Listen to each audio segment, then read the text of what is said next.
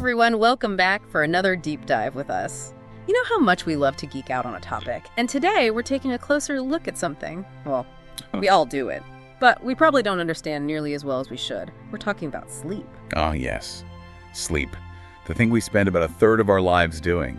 It's pretty wild when you think about it. I know, right? And that's exactly why we're diving in.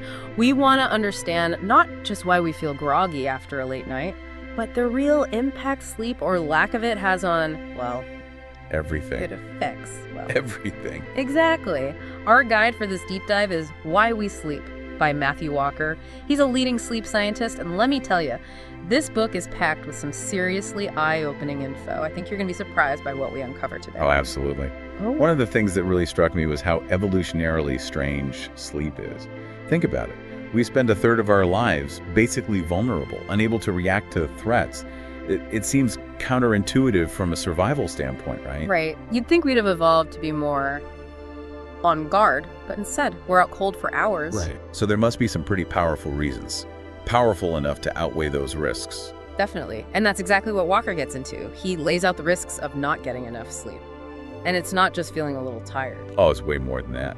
He actually calls it a sleep loss epidemic. I mean, the World Health Organization has officially recognized it as a problem. Whoa. An epidemic. That sounds pretty serious. So what exactly are we risking by skimping on sleep? You're putting your health at risk in a lot of ways.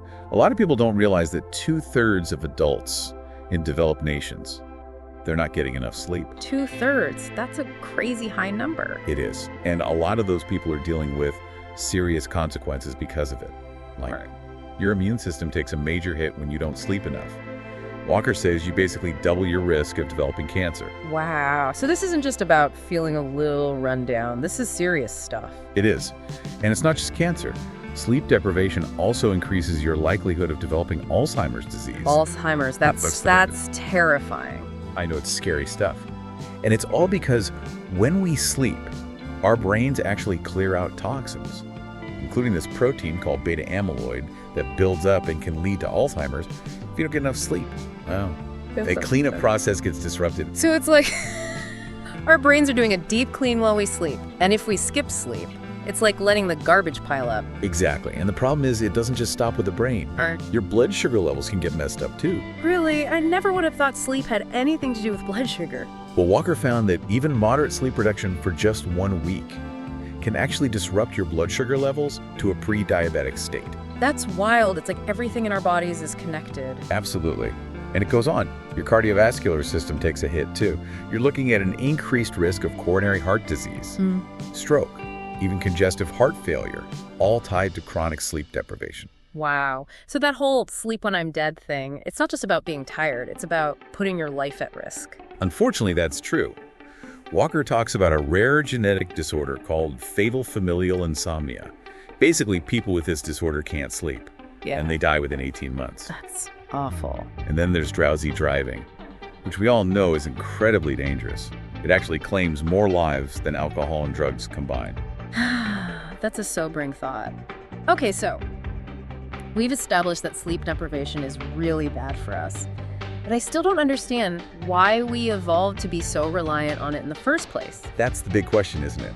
If sleep was just about resting our muscles, why do all species do it? Especially when it makes us so vulnerable. It's one of the big mysteries that really drove Walker's research. And the more he dug into it, the more he realized sleep is way more than just resting. It's not just a passive state. It's an active process that's crucial for our well-being. So what he's saying is, it's not just one reason we sleep. It's a whole bunch of benefits, all working together. Exactly. And that's what we'll get into in the next part of our deep dive. Can't wait. This is fascinating stuff. Walker has this great analogy in the book. He says, imagine your doctor telling you, your newborn baby is going to spend a third of its life in a coma-like state, hallucinating, and they have absolutely no idea why. Okay, that's a little freaky. Right. But it kind of makes sense. We know sleep is important, but we don't really know why. For centuries, scientists have been trying to figure out what's the reason we sleep. Like, it's this one big thing. Like flipping a switch. Exactly. But it turns out it's not that simple. It's more like an orchestra, all these different benefits working together. I like that. So instead of one reason, we've got this whole symphony of benefits. It's a great way to put it. And Walker breaks these benefits down into two main categories. the brain and the body. Okay, let's start with the brain. What's going on up there while we're sleeping? Oh, so much. One of the big ones is learning and memory. Sleep helps us consolidate all the information we've taken in during the day. So like hitting the save button. Exactly.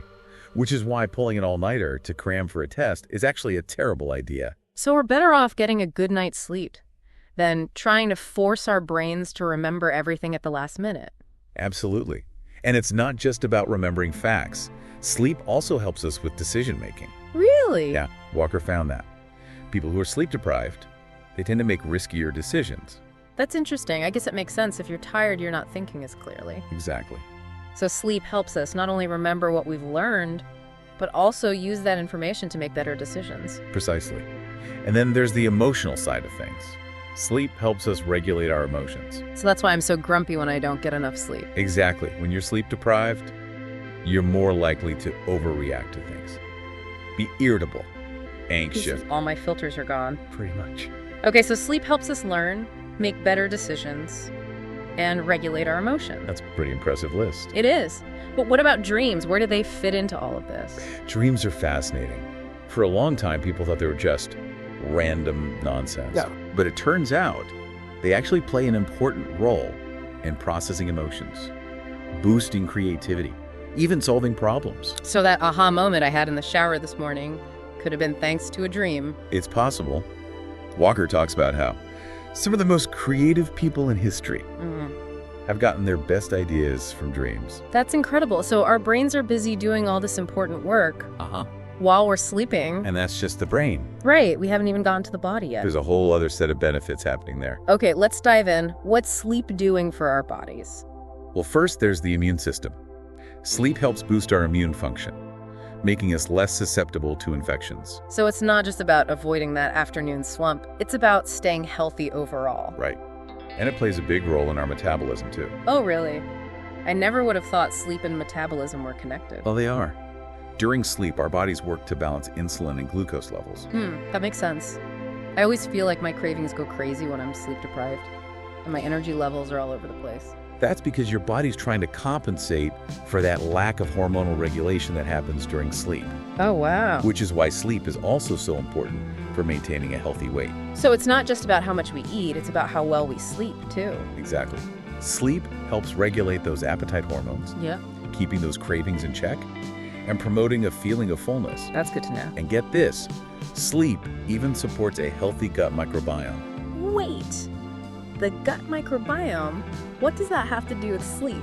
You know how we're always hearing about the importance of the gut microbiome? Those trillions of bacteria living in our gut? Yeah. Well, it turns out they're influenced by our sleep patterns. Wow, it really is all connected, isn't it? It is.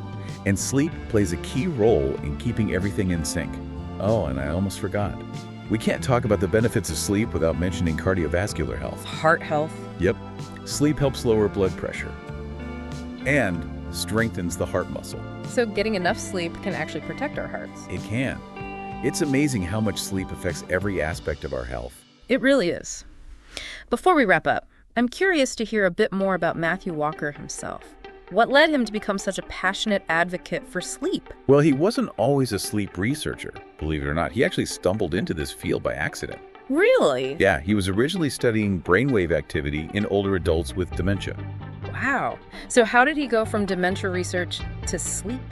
He noticed these distinct differences in brainwave patterns during sleep that seemed to predict which type of dementia patients would develop. Oh, wow. That got him thinking, what is it about sleep that has such a profound impact on the brain? And that sparked a 20-year deep dive into the mysteries of sleep. Exactly. And what a deep dive it's been. It's clear that we've been underestimating the power of sleep for far too long. It's not just about feeling rested, it's about optimizing our health, our cognitive function, our emotional well-being, everything. It's an investment in our future selves. So to our listeners out there, we leave you with this. What aspects of your life could be improved with better sleep? Maybe it's your energy levels, or your focus at work. Maybe it's your mood, or your creativity. Whatever it is, we encourage you to make sleep a priority. It's one of the best things you could do for your health and well-being. And if you're ready to take your sleep journey to the next level, we highly recommend checking out Why We Sleep by Matthew Walker. It's a fascinating read. On that note, We'll leave you to ponder the power of sleep. Until next time, sleep well and keep those minds curious.